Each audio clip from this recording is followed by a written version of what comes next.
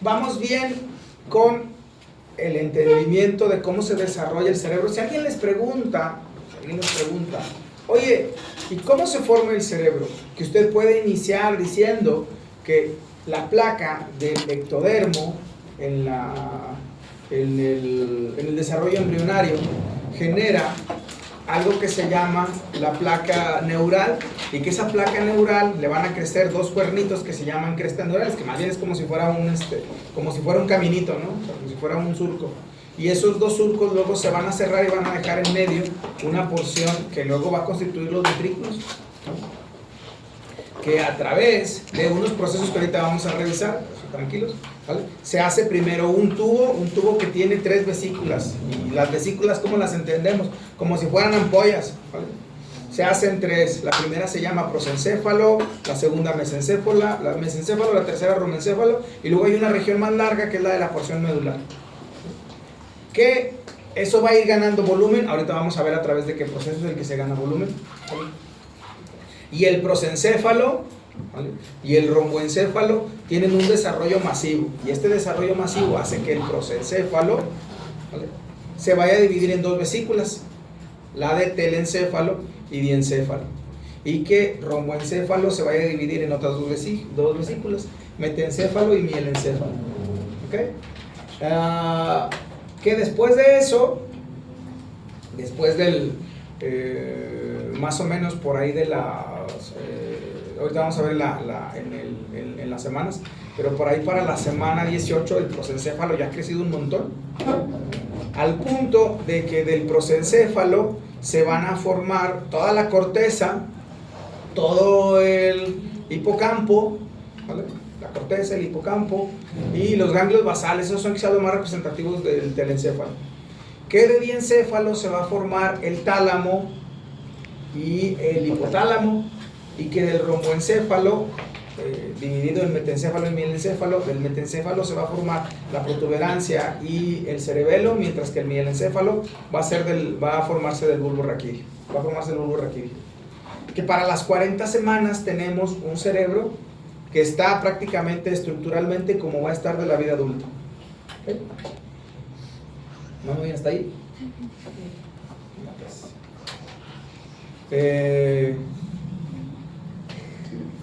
Bien, vamos ahora, déjenme mientras si alcanzo primero a pasar la lista, porque esto ya está pasando. Voy a abrir más rápido el Excel, que lo voy a dar referencia a esa pendeja. Mira, está aquí, te lo tengo que ver.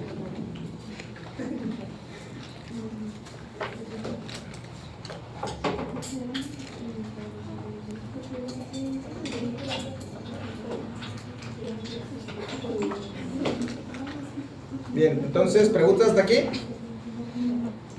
¿No? Bien. En eso ya estamos bastante truchas, ¿verdad? Somos unas chuchas cuereras para eso. Se lo podemos explicar a alguien. Yo digo que siempre la mejor comprensión que vamos a poder mostrar es cuando se lo podemos explicar a un niño de 6 años o de 5 años y que se haga una muy buena idea. Aguirre Barbosa, entonces estábamos, aquí lo revisamos, ya también vimos lo de los ventrículos. ¿Sí? Bien, ok, vamos a revisar el primero de los procesos de importancia, que es por el cual el cerebro va a ganar volumen. Yo no sé a ustedes, pero por algo que yo no entiendo, siempre me ha parecido lo más interesante saber en lo micro qué es lo que ocurre, por ejemplo, para que algo gane volumen. ¿Por qué se gana volumen en n número de cosas? Y entonces, pues, esto es el cerebro como de un tubo, cómo va ganando volumen. ¿Qué hace que ganemos volumen? Entonces, acá la respuesta la tenemos primero con el proceso que suelen llamarle neurulación, que consiste en que en la parte interior del tubo, en la parte superficial del tubo, en el extremo de lo que va a constituir los ventrículos, se van a proliferar una serie de células que se denominan neuroblastos, Y los neuroblastos van a empezar su recorrido hacia las capas posteriores. Y la que sigue, las capas posteriores, las capas posteriores. Claro, la proliferación es masiva y eso hace que el cerebro vaya ganando volumen. ¿Okay? Entonces, ¿qué es lo que hace que el cerebro gane volumen? Pues la migración neuroblástica. Esto lo hacen a través de unas que se llaman fibras trepadoras. Para llegar, miren, aquí esto en particular, véalo bien, ¿ya? Si dice células de Cajal, ¿vale? O sea, que no saben qué, ¿vale? Se pasaron por el arco del triunfo al papá de Santiago Ramón y Cajal. Ramón es apellido. Ramón es apellido. Eso luego se lo van a encontrar en un montón de libros que se refieren a Santiago Ramón y Cajal como Cajal, porque obviamente Ramón suena más a nombre, ¿verdad? Pero Ramón es apellido. Santiago Ramón y Cajal fue un español que allá por finales de 1800, ¿vale? Lo mandan a Sudamérica a estudiar la malaria. Cuando llega a estudiar la malaria, lo ponen ante el invento de Anton van Leeuwenhoek. ¿Alguien sabe cuál es el invento de Anton van Leeuwenhoek? ¿No? ¿Dígalo? Ese justo es el microscopio, muy bien, ¿vale? Lo ponen frente a un microscopio y, al igual que otro tipo que vamos a ver ahorita en la histología, es uno de los tipos que yo pienso que han sido más listos porque han hecho trabajos sencillos, trabajos de parsimonia. Esto no nos vamos a ir a lo más complicado, empezamos por lo más simple. Y entonces, en esto más simple, Santiago Ramón y Cajal es quien alcanza a ver cuál es la estructura de una neurona y alcanza a ver un cuerpo estrellado delimitado por una membrana, ¿vale? Y con un tirado que luego se le va a llamar axón, ¿sí? Con un cable, ¿no? Entonces, pero Santiago Ramón y Cajal no alcanzó a ver, no alcanzó a darse cuenta, no alcanzó a resolver si los nervios estaban fusionados o los nervios estaban separados. Luego, en conjunto con un italiano, con Camillo Golgi, en 1906 les dan el premio Nobel por el trabajo con esto, y eso por un método de tinción que desarrollaron. El método de tinción, en un método de tinción de plata que todavía se utiliza, se llama tinción de Golgi, ¿okay? Pero en conjunto con Santiago Ramón y Cajal, bueno, el mismo año reciben el premio, el Nobel. Bien. Entonces, esta migración neuroblástica es la que hace que el cerebro vaya ganando volumen, de tal manera que, miren, a las 10 semanas, ya cómo va, a las 10 semanas ya se fijaron que el prosencéfalo ha empezado su gandallismo natural, que se agarra a crecer, a crecer, a crecer, a crecer, y al mesencéfalo me lo dejan todo apachurrado. Empezaron siendo prácticamente del mismo tamaño, miren. Aquí tiene el prosencéfalo, el mesencéfalo y el romboencéfalo. ¿Sí? Empiezan siendo del mismo tamaño. Y conforme se avanza, el prosencéfalo es el que tiene mayor proliferación. Y como se darán cuenta, se van formando los diferentes surcos por una cuestión de espacio. De tal manera que cuando este proceso, ¿sale? En cuanto este proceso se puede, o si se interrumpe, podemos tener un cerebro con menos giros. Agiria o lisencefalia se llama el rasgo. Y digo, más o menos, el rasgo es una condición de vida. Normalmente pues, va a llevar a un organismo que no va a llegar al completo de independencia. Muchos de los niños con parálisis cerebral, que les denominan parálisis cerebral, van a tener quizás defectos de la migración neuroblástica. Algunos más, cuando se quedan a la mitad, se van a aglutinar ahí algunas zonas de neuronas, ¿no?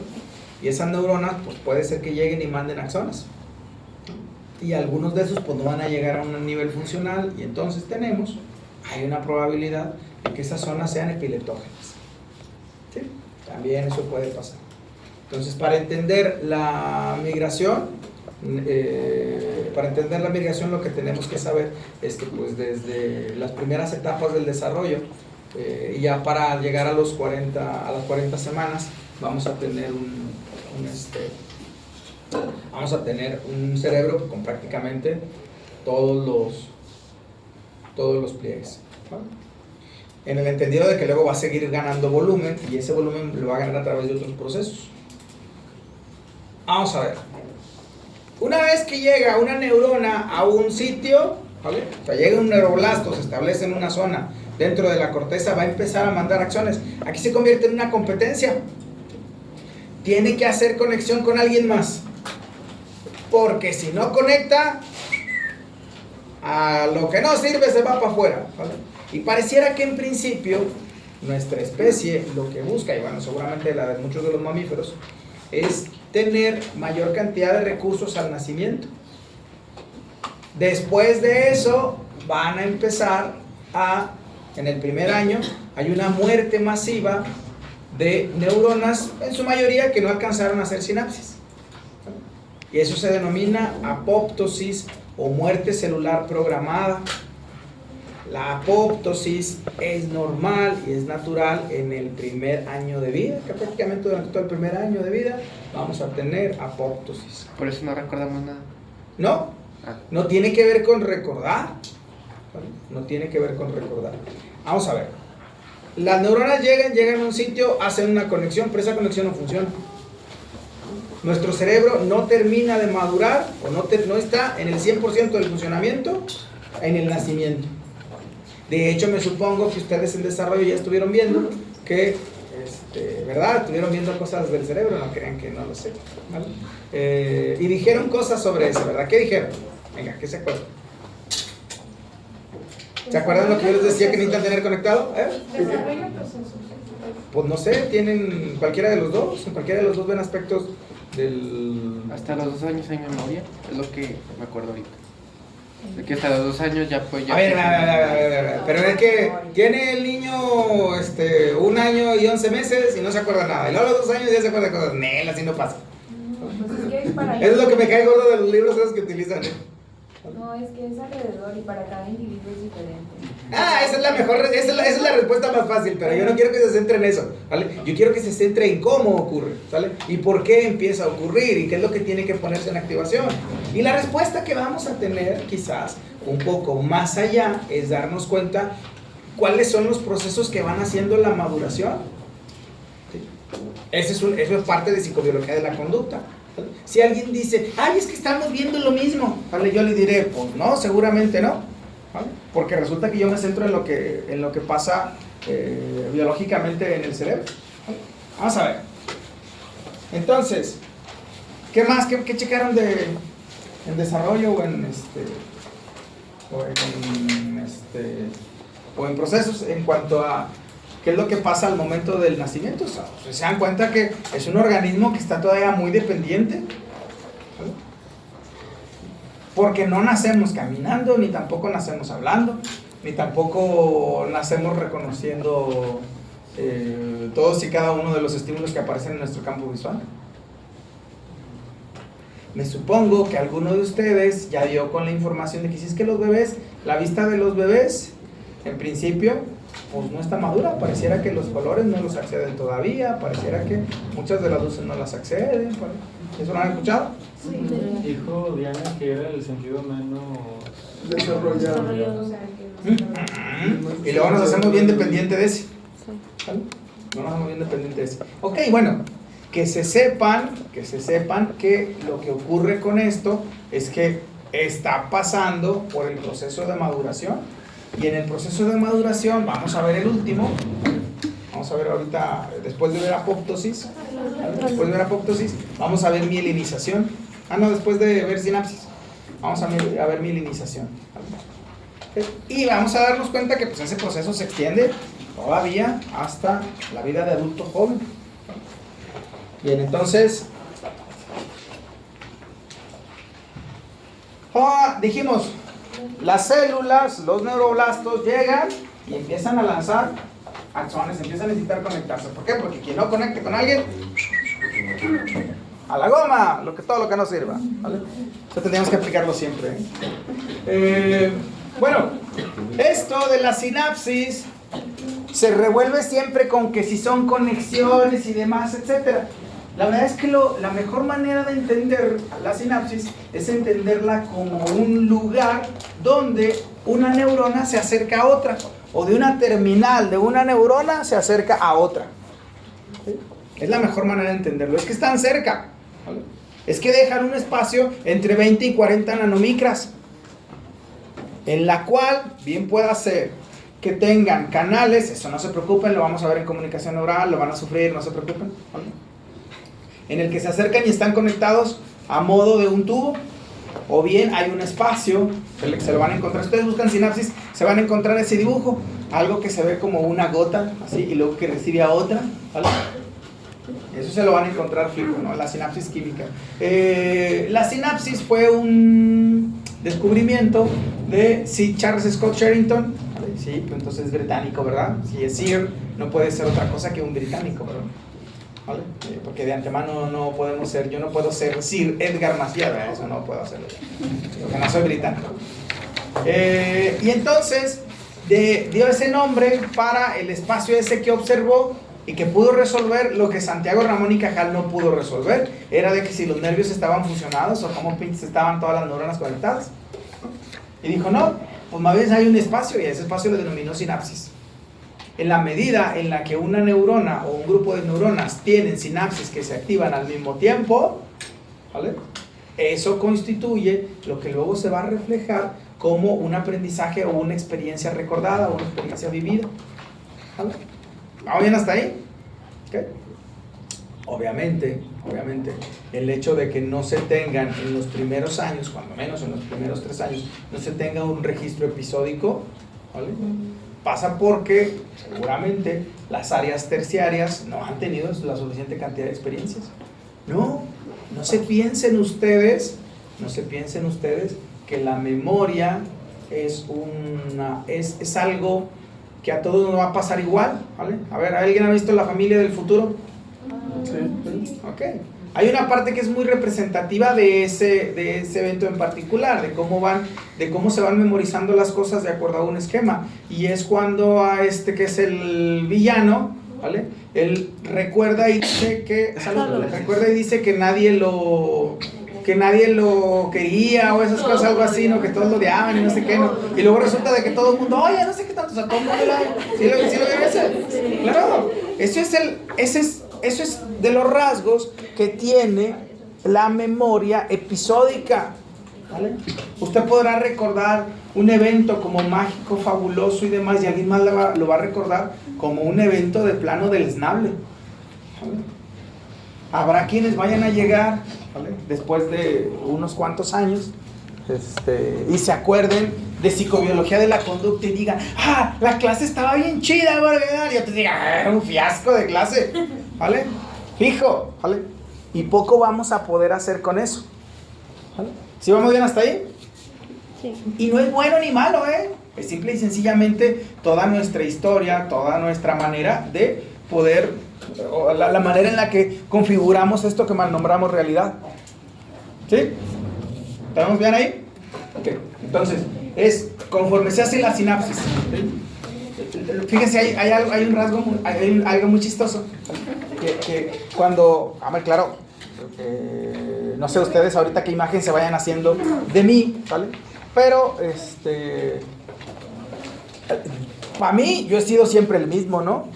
O sea, en esto de la cuestión de estar en clase siempre he sido más o menos del mismo estilo. Claro, porque yo así es como lo tengo compactado, ¿vale?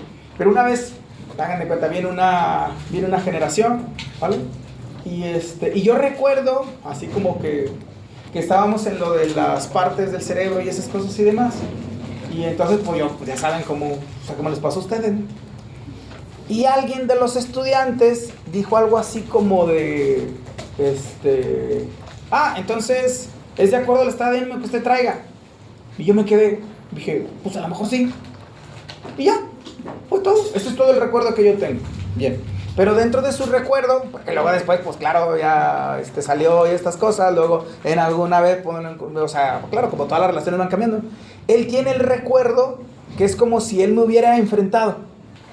Y yo, pues la neta es que no, ¿vale? O sea, yo no sentí que usted me estuviera confrontando. O sea, yo no sentí que usted me estuviera reclamando algo. ¿vale?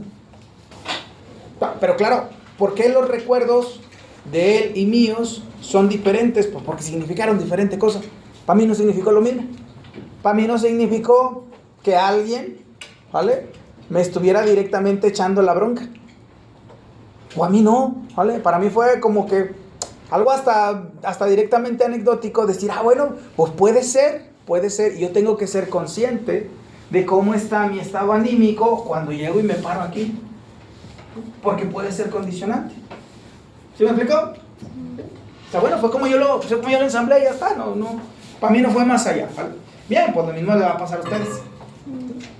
Y no es ni bueno ni malo, no se preocupen, de mi parte, pues no van a tener otra cosa más que, pues, cuando yo les pueda echar la mano, pues seguramente lo voy a hacer, ¿no? Suelo no decirle, no, a ver cómo le haces, no, vaya y búsquele, no, o sea, no, solo que no.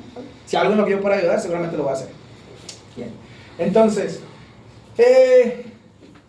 a ver, vamos a hablar del último de los procesos de importancia, de los que quiero que no se les vayan, y que les puede ayudar a explicar, ¿vale?, por qué. Ustedes ven en desarrollo, ¿vale?, que se van adquiriendo funciones, ¿verdad que sí?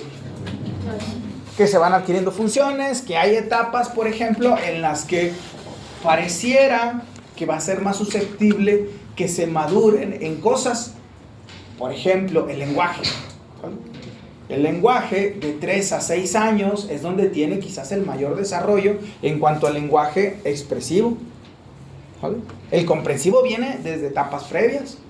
Viene por lo menos desde el año y medio, en que empiezan a recibirse sonidos y se empiezan a diferenciar de los otros, que empezamos luego a tener una comprensión, ¿vale? Y entonces empiezan a separarse lo que luego vamos a conocer como sustantivos, como verbos principalmente, que luego nos van a permitir formar frases completas, ¿vale? Y claro, ¿vale?, ustedes dicen, eso en el desarrollo pasa. Y ya saben, fiel a mi costumbre, yo le preguntaré, ¿pero eso cómo pasa? No por qué, sino cómo, ¿vale? Y quizás la mejor de las respuestas que vamos a tener es en función de pensar en la mielinización. ¿Qué es la mielinización? Vamos a ver. Las neuronas van a lanzar axones, que ahorita los vamos a entender como si fuera un cable, pero ese cable no tiene el recubrimiento que evite que la electricidad que produzcan las neuronas no se fugue, ¿vale? Entonces, ¿qué es lo que tiene que pasar? Pues se tiene que empezar a cubrir con una célula particularmente lipídica, o sea, de grasa, que ayuda a aislar el potencial de acción, que no es otra cosa más que la electricidad que produce el cerebro, ¿vale?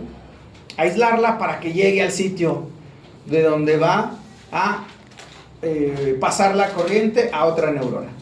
Ese proceso de mielinización se va a extender hasta cuando menos los 20-21 años de vida, ¿vale?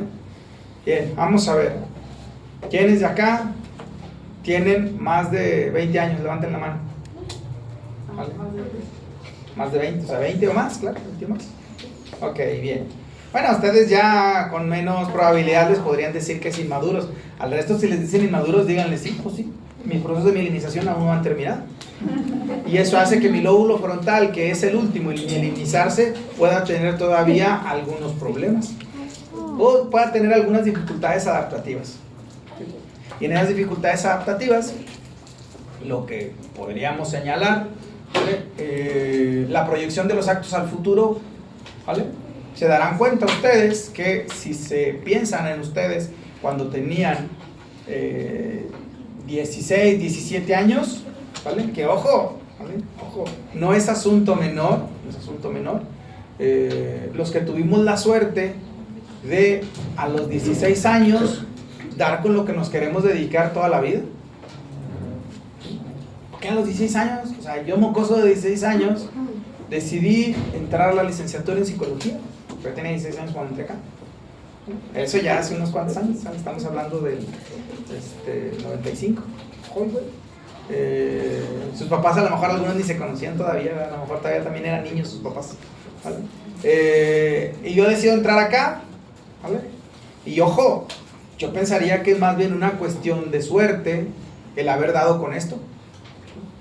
Puede ser que haya quienes luego, pues no les pase así, Yo por eso nunca vería con malos ojos de que alguien de pronto llegue y diga, ¿sabes qué?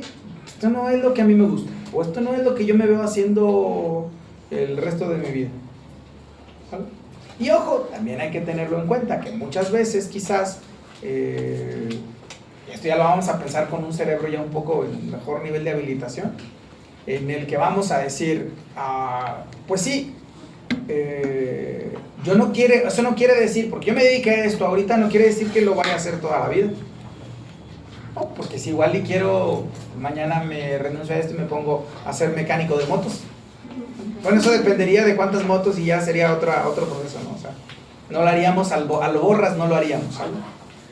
Bien, entonces, nuestro cerebro, y si vamos revisando las etapas de mielinización, nos vamos a dar cuenta, por ejemplo, que entre los 3 y los 6 años, el proceso de mielinización está cargado para, sobre todo, el hemisferio izquierdo, las partes posteriores. ¿Vale?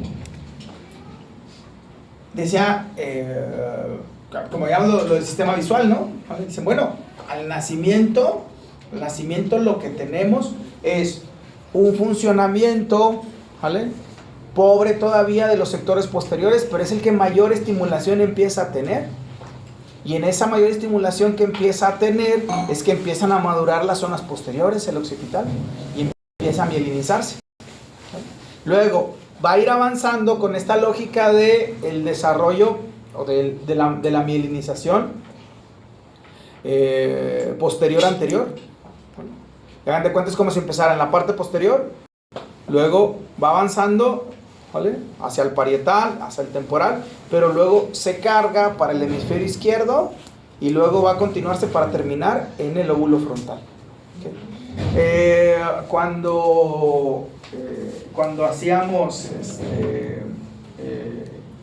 cuando yo participaba en el servicio de medicina nuclear del Virgen Macarena, donde hacían SPECT cerebral, ¿vale?, alguna vez le preguntamos a uno de los médicos de que si, yo le preguntaba, bueno, ¿no ha venido, no les ha tocado algún bebé? Dice, bueno, no. Dijo, pero si se hiciera un SPECT cerebral de un bebé, seguramente las zonas que tendríamos en inicio de mayor actividad serían las zonas circundantes a la cisura central.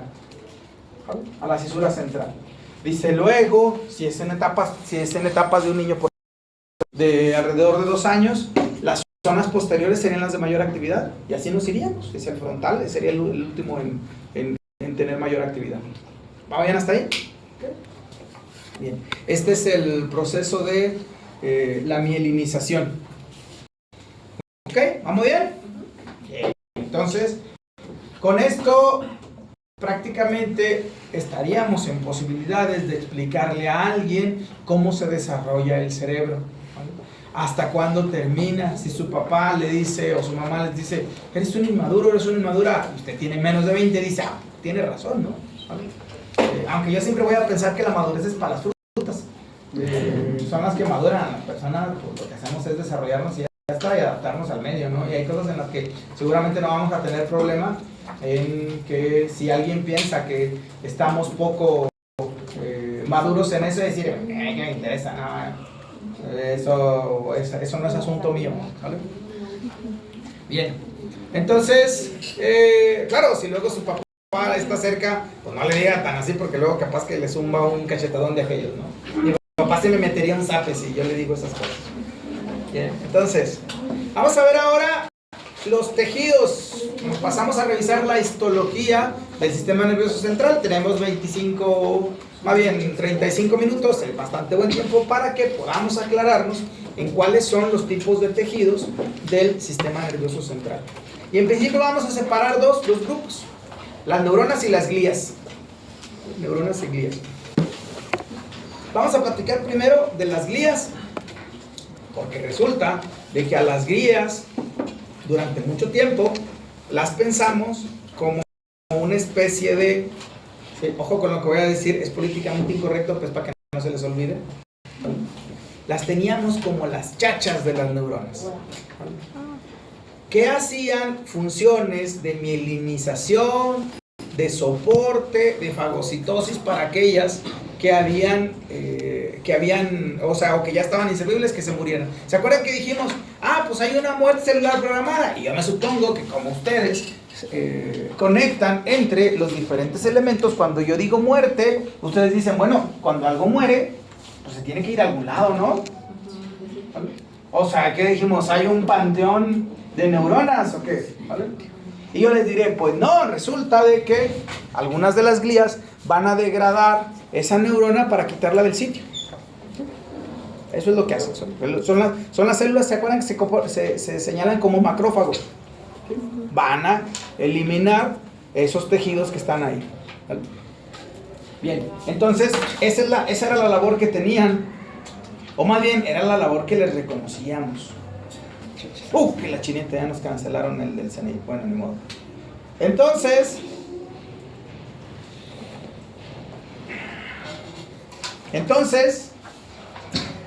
pues a que no saben qué, al cual más puro estilo de las telenovelas de Emilio La Rosa,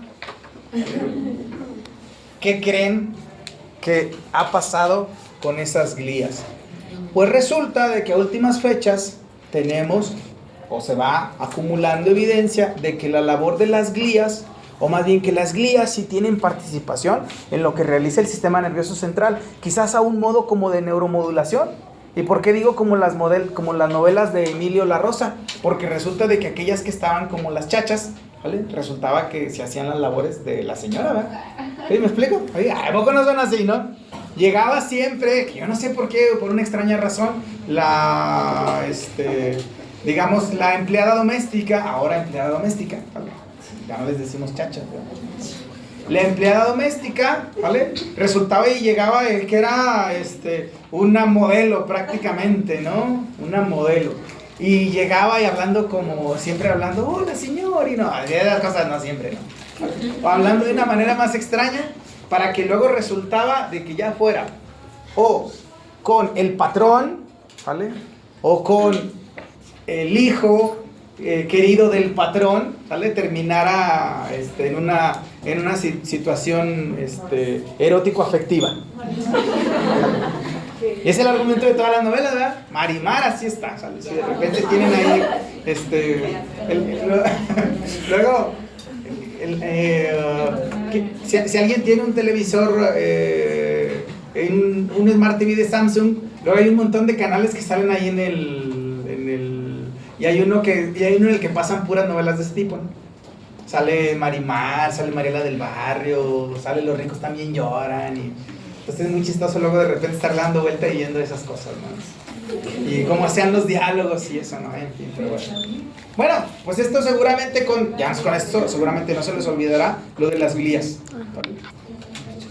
Sí tienen esa función de soporte de fagocitosis, sí, pero al parecer también colaboran en dar como que un ambiente, y eso al final termina incidiendo en la manera en la que funciona el cerebro.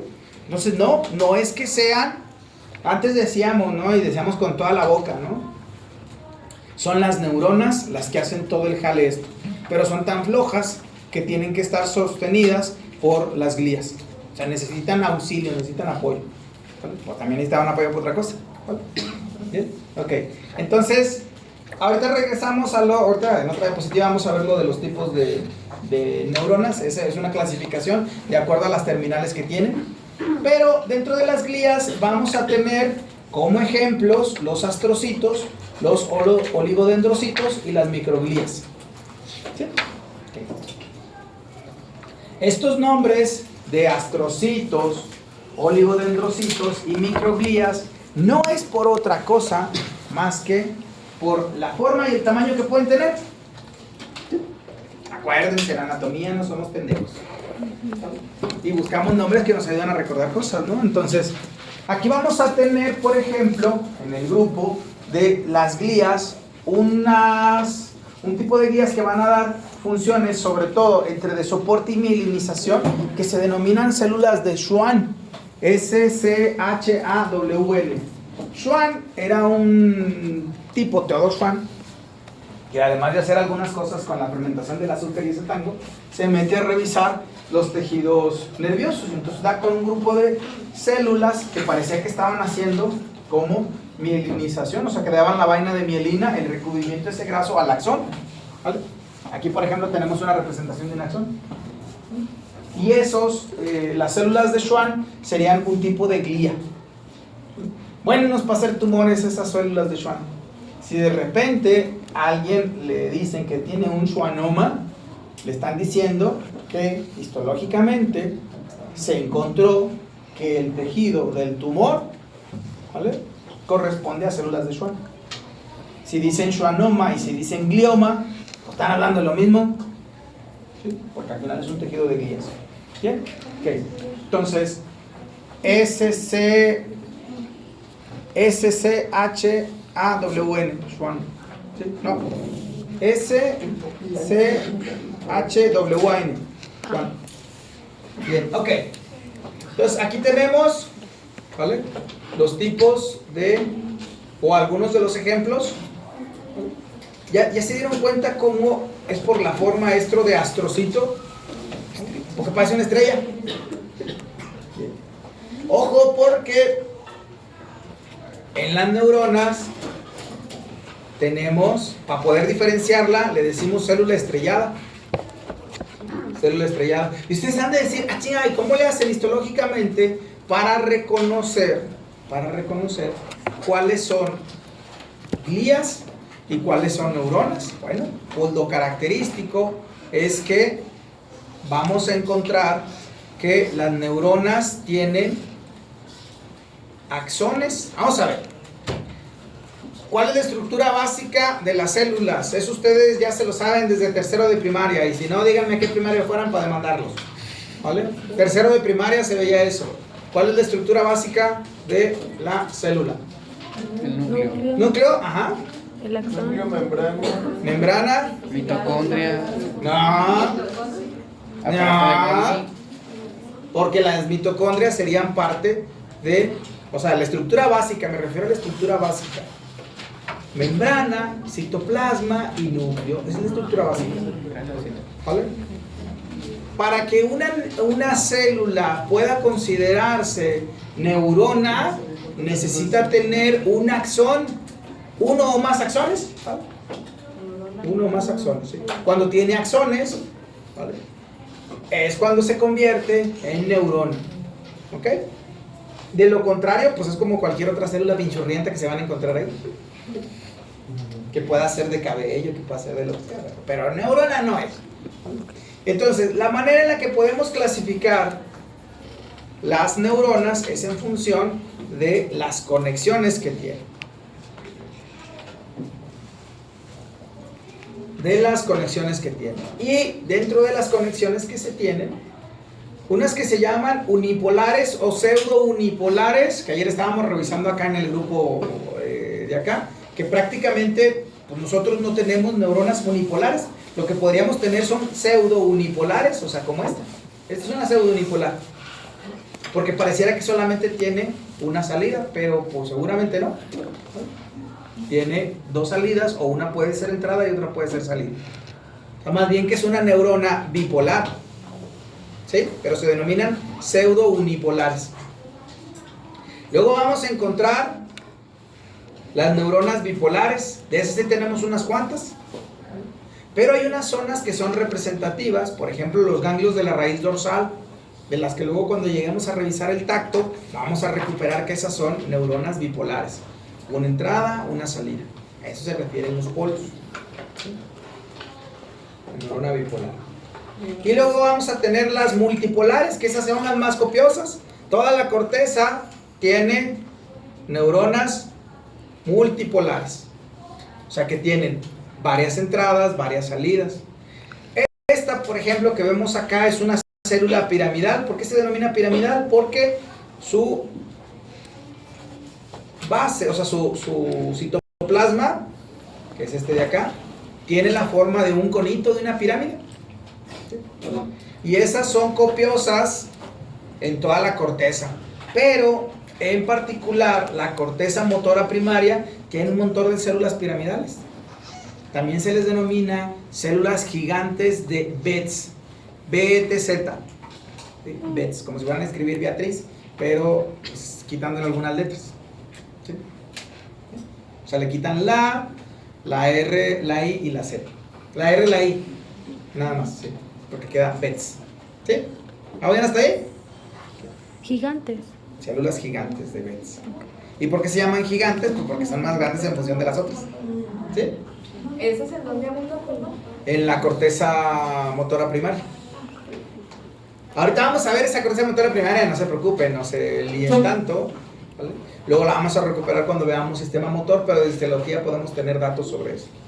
¿Se acuerdan que yo les dije hace un rato que había uno de los tipos en conjunto con Santiago Ramón y Cajal que había hecho uno de los trabajos con el principio de parsimonia y que seguimos utilizando todavía? Y nos referimos a un tal Corbinian Brodmann, ¿vale? Qué bueno que no... bueno, déjenme les cuento que en esto de los nombres de los hijos, ¿vale? Siempre hay asuntos para resolver, ¿verdad? Y entonces cuando nosotros decíamos que si hubiese una niña, o sea, si nosotros tuviéramos de hija una niña, ¿vale? Yo sé que el nombre de la niña y todo lo que tuviera que ver con la niña me hubiera llevado a mí a la ruina, ¿vale? Sí, seguramente no me hubiera salvado de hacer 15 años y viaje y esas cosas, y de comprar ropa cada semana o cada 15 días, ¿no? Afortunadamente, como es niño, pues no, es más austero, es más de mi estilo, ¿no? Comprar 2 o 3 cosas y ya está. Pero, ¿sale? Esmeralda decía que si tuviéramos una niña le íbamos a poner Petra, y eso yo nunca lo hubiera permitido. Yo no lo hubiera permitido, y hasta le decimos a José Manuel, le decimos, no, si tuvieras una hermana, yo no hubiera permitido que se llamara Petra, ¿no? Eso hubiera sido causal de divorcio, se me hace, ¿no? El nombre de la niña, ¿por qué hay que poner Petra, no? A mí Petra, no, ese nombre de Petra no me gusta, pero a nada le gusta, ¿no? Entonces, y yo creo que también eso hizo que mejor fuera niño y ya no tuviéramos esa bronca, ¿no? Entonces, sí, porque si no hubiera sido un rollo, ¿eh? Es que hay uno de mis amigos, y eso salió porque uno de mis amigos, a él nunca le gustó, él se llama Víctor Enoch. Enoch es un nombre bíblico. Entonces su mamá, a él ese nombre de Enoch nunca le gustó, o sea, siempre lo odió, ¿vale? Pero luego resulta Brodmann, ¿vale? Todo por el nombre de Corbinian, ¿no? A lo mejor yo hubiera dicho, quiero que mi hijo se llame Corbinian, ¿vale? No, no es cierto, no hubiera hecho eso, no, tampoco. Sí, no, pobre niño, ¿qué culpa tiene? ¿Vale? Este es casi como querer luego ponerle a tu hijo, pues no sé, bueno, a lo mejor, no sé, como hay, tengo un compañero que se llama Kempes, ¿sale? Por Mario Alberto Kempes, que es un jugador de fútbol de finales de los 80s, ¿vale? No, finales de los 70s, sí, Mario Alberto Kempes se llama. Y claro, el compañero se llama Carlo Kempes, ¿vale? Y creo que Carlo es también por otro jugador de fútbol, el tal Carleto Ancelotti. En fin, pero bueno, ¿qué le vamos a hacer? Su papá le gusta mucho el fútbol y ya está, ¿vale? Lo más gracioso del caso es que él a uno de... Entonces Brodmann lo que hizo fue algo muy sencillo, que fue tomar los tejidos y ponerlos al microscopio, ver cómo estaban dispuestas las capas de células, y entonces, ¿por dónde piensan que inició? Pues por aquí, por la cisura o sea, partió de la cisura central y se fue primero hacia la circunvolución posrolándica. ¿Sí? Venga, si lo va llevando bien. Pero bien chistoso, porque resulta de que ve el 1, o sea, ve una disposición de células y luego sigue avanzando hacia atrás y ve otra disposición de células y dice, ¡ah, la madre! Pues aquí ya están diferentes, pues no me la quiebro. La primera, pues es el área 1, y esta que sigue, pues es el área 2, ¿vale? Y le dice, ¡ah, cabrón! Pero se me hace que me faltó un pedacito acá de la región previa.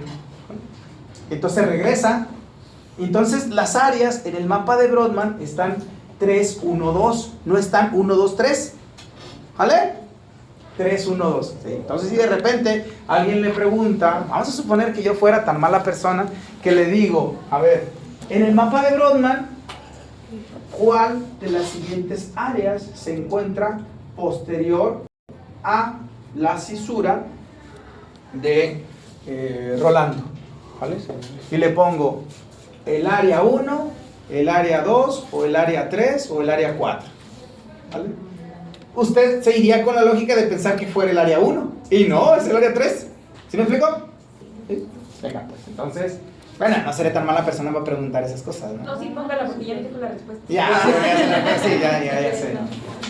Bien, entonces, no, pero para que lo tenga en cuenta, ¿no? Pues si luego de repente se encuentra, puede ser que también, por ejemplo, acá en esta presentación, yo sí pongo área 1, 2 y 3, pero claro, para hacerlo más sencillo, ¿vale?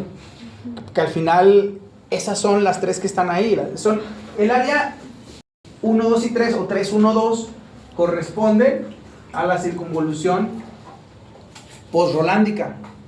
Y por ende, entonces serían las representativas de la corteza somatosensorial primaria. ¿Sí vamos bien hasta ahí? ¿Se acuerdan que dijimos lo de las células gigantes de Betz? De la corteza motora primaria. ¿Sí? ¿Ya sí sabe cómo va? A ver, usted que está poniendo rostro de no sé. Yo, perdón. ¿Sí? ¿Sí lo cachó esto de acá o no? Sí, no, de las áreas sí. ¿Sí? Ah, venga pues. Y el orden sí. Ok, va. ¿Se acuerdan que dijimos del área 4? ¿Vale? Porque luego, claro, llegó acá al 3 y le dijo, ay güey, pues déjame voy para acá para el siguiente. Sí, esto puede haber sido muy divertido porque luego se agarra a brincar de un lado a otro. ¿Vale? Se da cuenta que, por ejemplo, una muy buena parte de números pares quedan cargados hacia el frontal, sobre todo de antes del 20. ¿Vale?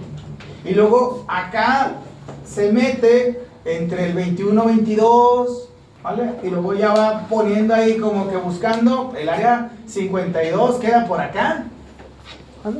Porque fue a pedacitos pequeños y fue delimitando. Entonces, a ver, de este mapa de 52 áreas lo seguimos utilizando. Se sigue utilizando. Si ustedes ven un artículo, o sea, le va a tocar seguramente en algún momento se va a buscar para que usted lo lea, ¿vale? Por cierto, la lectura de esta semana, ¿quién levanta la mano? ¿Quién ya la leyó? ¿Qué? La lectura de esta semana, sí, más o menos. A ver, levante la mano. Es la misma, las 6. Sí, la última que puse, siempre lo pongo por ahí del sábado domingo. ¿Vale? ¿Sí? Bien, ok. Y me supongo que usted que ya leyó todo esto que voy mencionando de las zonas y demás, lo refuerza mejor. Pues lo vamos a identificar. Lo va identificando mejor al momento de leerlo y demás, etc. Bien. ¿Vale? Póngase al tiro. ¿Vale? Porque a lo mejor yo ahorita no le pregunto, pero va a llegar en materias en las que sí. Va a llegar el profe, ¿vale? Se va a agarrar a explicar cosas y si usted no leyó, no se va a dar cuenta de las cosas que pierde y encima le va a querer echar la culpa al maestro que porque no explica bien. Pues también usted lea, no manche, ¿vale? Dedíquele otro poquito de tiempo, ¿vale? Bien, pues, se me hace que estoy pensando seriamente que en las siguientes lecturas, en la siguiente, o sea, empezando el segundo parcial, tenga alguna herramienta para calcular qué tanto van avanzando en eso de la lectura de textos. Para ver si alguien no está avanzando en la lectura de textos, pues que de plano se plantee si quiere seguir aquí. Porque si ni siquiera eso le da para sentarse y leer algo, y si piensa que nomás viniéndose a sentar aquí va a aprender cosas, pues yo le diré, se me hace que va a valer gorro este rollo. Y va a andar luego echándole la culpa a nosotros. Y va a andar escribiendo ahí en redes sociales que está bien mal la carrera porque no les enseñan nada y no sé qué tanto y no sé qué. El sistema educativo no favorece y quiere que memoricemos y bla, bla, bla, bla. Y dices, no, pues te ponen las cosas y te vale madre, no las haces, pues ¿cómo las hacemos? ¿Va bien hasta ahí? Esta es la otra parte o sea, la cara interior. El mapa de Brodmann solamente es para la corteza cerebral, ¿ok? ¿Ok? No me vayan a andar buscando áreas de Brodmann, ni en el tálamo, ni en los ganglios basales, ni en el mesencéfalo, ni en el cerebelo, ¿ok? Solamente la corteza. Es un estudio netamente de la corteza. ¿Y se acuerdan cómo se llama esta cisura? Calcalina. Eso, muy bien. La cisura calcarina está rodeada por el área 17 del mapa de Brodmann, que va desde el polo occipital, se extiende por toda la cisura calcarina. Y esa área 17 de Brodmann tiene la labor de ser la corteza visual primaria. La corteza visual primaria. Aquí tenemos que aprender otro concepto en función de cómo, ¿vale? A ver, ustedes ya vieron en Procesos que solo ven en procesos. En procesos ustedes ya vieron, ya hablaron de la sensación y percepción, ¿verdad? Y se quedaron moviendo la cabeza como los perritos cuando dijeron que la sensación termina cuando empieza la percepción, ¿verdad? Y todos lo aceptaron, que la sensación termina cuando empieza la percepción. Y entonces si alguien fue más allá y lo pensó de manera crítica, dijo, güey, pues entonces eso quiere decir que las sensaciones no las puedo acceder. Todas las sensaciones van a ser un evento pasado. ¿Por qué? Porque hasta que yo me doy cuenta, ¿vale? Hasta que yo me doy cuenta que esto es liso, ¿vale? Ya lo hice una percepción, ya le di un nombre, ya lo metí en un esquema en el que luego lo puedo denominar o lo puedo caracterizar. Eso ya es percepción. Y por ende entonces todas las sensaciones estarán en un momento pasado. Y yo les diré, la diferencia entre sensación y percepción en el cerebro está clara. ¿Vale? Vamos a ver. Vamos a agarrar de ejemplo el sistema visual. ¿Vale? Nuestros ojos van a filtrar la luz para poder activar la retina, que eso ya lo revisaron, ¿verdad? La retina, a través de la activación de conos y bastones diferenciada y organizada, va a activar el nervio óptico. Del nervio óptico va a llegarse a el quiasma, se van a separar para luego mandar al núcleo geniculado lateral del tálamo. El núcleo geniculado lateral del tálamo van a lanzar la radiación visual hacia la corteza visual primaria. Bien, todo eso que ocurrió hasta, o lo que ocurre hasta la corteza visual primaria, hasta ahí es la sensación. A partir de ahí, ese cuerpo que refleja la luz va a decodificarse y luego a recodificarse. ¿Para qué? Pues para luego compararlo con las cortezas de asociación. Miren, vamos a irnos a este esquema y luego nos regresamos acá a esto. Y ahorita nos regresamos también a ver eso. ¿Vale? Usted tocó, ¿vale? O usted está viendo algo, ¿vale? ¿Qué se escucha? ¿Alguien se le activó la musiquita o qué pasó? Ya ven como el oído no es el peor de mis sentidos. Entonces, se activan, ¿vale? Las zonas secundarias, ¿vale? Van a darle un rearmado, vamos a decirlo así, y luego lo van a conjuntar en las zonas que se llaman cortezas de asociación. Entonces tenemos una corteza primaria, secundaria y otra terciaria. La corteza de asociación lo que va a hacer es traer de las diferentes características. ¿Por qué usted no tiene que recurrir? No tiene que recurrir si usted le muestran un objeto, ¿vale? Le muestran un objeto, incluso puede darse cuenta o puede evocar de cómo suena aunque no esté sonando, ¿vale? Si usted ve un cuerpo que refleja luz y lo identifica con una campana, puede dar con que eso sea una campana. Por ende luego, si de pronto ve usted un perico que ladra, ¿sale? Le puede resultar como disonante. ¿Se lo explicó? ¿Sí? Bien. Lo que hacen las áreas terciarias luego es conjuntar lo que están percibiéndose. Y entonces toda la percepción es una labor de las cortezas secundarias y luego en conjunto con el resultado de otras activaciones sensoriales. Entonces tenemos áreas de asociación. ¿Va bien hasta ahí? Y entonces, desde ese punto, a usted ya no lo van a agarrar en curva cuando va a explicar la percepción, porque entonces en la percepción va a decir, bueno, la percepción de entrada es una labor que hace la corteza.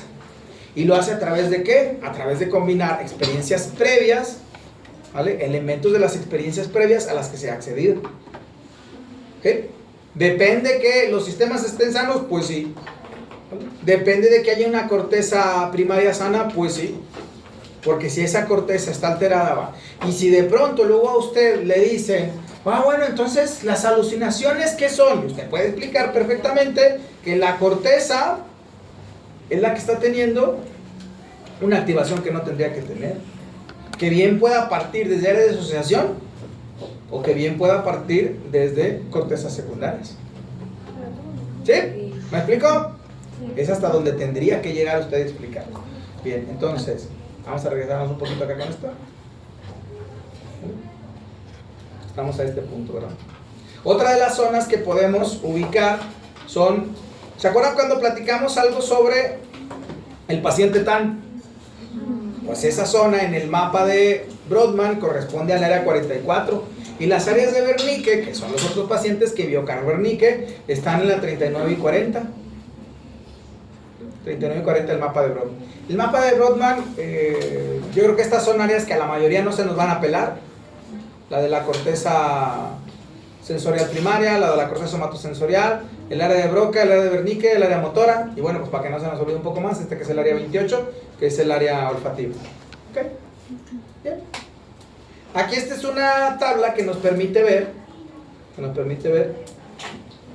cuáles serían las cortezas primarias, y de acuerdo al mapa de Brodmann, ¿cuál sería? Igual acá las cortezas, que estas son, se llaman córtex sensorial de nivel superior, o también le puedes llamar córtex secundario. Si nos vamos a los movimientos, tenemos la corteza motora primaria, que está en el lóbulo frontal, en la zona posterior del lóbulo frontal, y en las cortezas premotoras, que eso luego cuando revisemos la corteza, cuando revisemos el sistema motor, vamos a analizar qué es lo que hace la corteza premotora y motora suplementaria, ¿vale?, en la configuración de los movimientos. Porque a diferencia de todos los sistemas sensoriales, el movimiento, su inicio está en la corteza. Primero con el resultado que queremos tener. Y por último, pues estas que son las cortezas de asociación, básicas y fundamentales, y como se darán cuenta, la última en madurar, el polo frontal es el último en madurar. Bien. Cuando vamos a estudiar la corteza, tenemos estas cuestiones, ¿no? Primero la proliferación, que ya vimos cómo ocurre en el desarrollo, luego el proceso de migración, ¿vale?